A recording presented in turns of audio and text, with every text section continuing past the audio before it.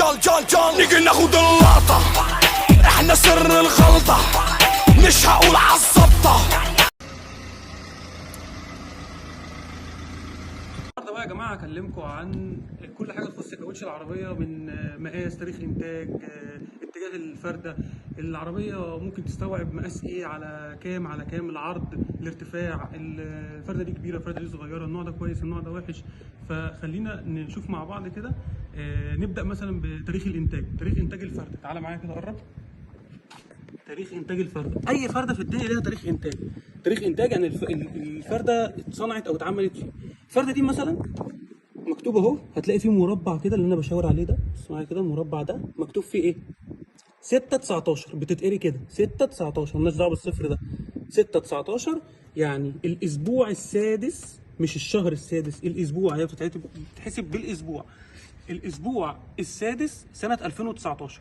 احنا عندنا الشهر فيه 4 اسابيع، فالاسبوع السادس ده يعني تاني اسبوع في شهر 2 اللي هو شهر فبراير سنه 2019. تبقى الفرده دي بالنسبه لي كده عمرها 4 سنين وشويه. واحنا عارفين ان تاريخ الفرده او الاستهلاك بتاع الفرده بيقعد يا اما 5 سنين يا اما 50 او 60 الف كيلو. في ناس بتزود عن كده طبعا مع ارتفاع اسعار الكاوتش دلوقتي، او لو الفرده نوعها كويس تقدر تستوعب الاستخدام ده، لكن هي المفروض 5 سنين. فانت لما تيجي تشتري كاوتش، اذا كان جديد او مستعمل، مع طبعا ارتفاع اسعار الكاوتش دلوقتي، لو حد اداك فرده مستعمله تمام، بس ما يكونش انتاجها بعيد قوي، لان الفرده لو ما استخدمتش خالص وفضلت مركونه في محل مثلا صفى، والمحل اتساب واتقفل من سنه 2017، وجه حد قال لك انا هديك هديه، هديك فرده 2017 بنص ثمنها، وما تاخدهاش منه.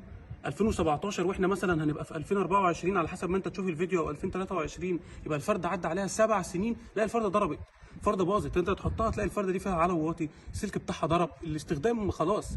لازم الفرده تكون شغاله.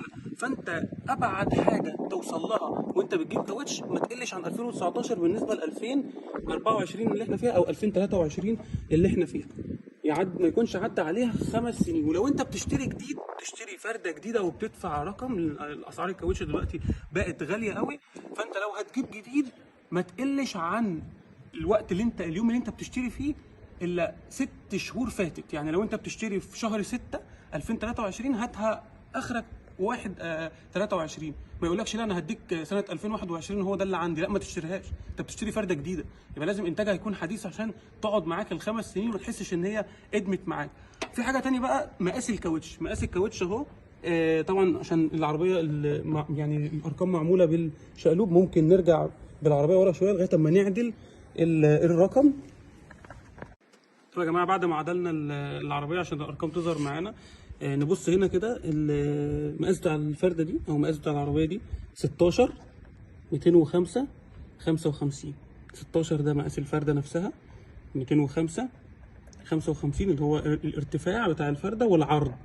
ففي عربيات تستوعب 16 205 55، في عربيات 225 على 55، في عربيات 17، في 18، في 15. فعلى حسب عربيتك. ما ينفعش العربيه تبقى المقاس اللي بيركب فيها 15 وانت تقول اصل انا اخويا عنده فردتين 16 اخدهم منه، ما ينفعش، لان الاطار بتاع الجنط ده بيبقى متساوي مع الفرده. فرده 15 يبقى تركب على جنط 15، فرده 16 تركب على جنط 16، فرده 13 تركب على جنط 13.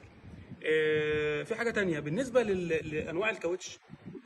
افضل نوعين، انا مش بعمل اعلان، بس هم افضل الكاوتش انا بتعامل معاهم، او انا كنت من ساعه ما ركبت عربيات او اي حد بيسالني انا برشحه لهم، هو البريدج ستون. والبريدج ستون في منه كذا نوع، في بريدج ستون ياباني، وفي بريدج ستون فرنساوي، وفي بريدج ستون اسباني. اعلى واحد فيهم الياباني، وممكن ما تلاقوش في السوق كتير، وبعد كده الاسباني، بعد كده الفرنساوي، ده اقل نوع. يعني هو اسمه بريدج ستون بس هو نوعه، فانت حاول مش اي بريدج ستون يبقى بريدج ستون اللي انا بتكلم عنه يعني. في نوع تاني طبعا ده اعلى نوع في السوق، هو الميشلان. والميشلان ده حاجه ملهاش حل يعني، مع ارتفاع سعر الكاوتش دلوقتي. انت عشان تجيب طقم كاوتش ميشلان لعربيتك فانت محتاج ايه، تبقى وارث، تبقى عامل جمعيه، لان طبعا الكاوتش دلوقتي مش رخيص. الفرده الصيني نفسها بقت غاليه قوي. فانت لو عايز تبقى مطمن وطريقك كله سفر، وعايز تبقى كاوتش بالنسبه لك ده حاجه تمام، خليك في الميشلان او البريدج ستون. بتمشي جوه البلد، عربيتك اجر عربيه شغاله اوبر وكريم، عربيه صغيره، عربيه استخدامك ليها مش كتير، ممكن تجيب انواع تانية، ممكن تجيب كوري، هانكوك، كومبو، صيني، تريانجل فرده في نوع صيني اسمه تريانجل، ده مش غالي قوي، وانا جربتها قبل كده مع كذا حد وفرده كويسه يعني، مش اوفر يعني، مع ارتفاع اسعار الكاوتش اللي بقت وهميه يعني.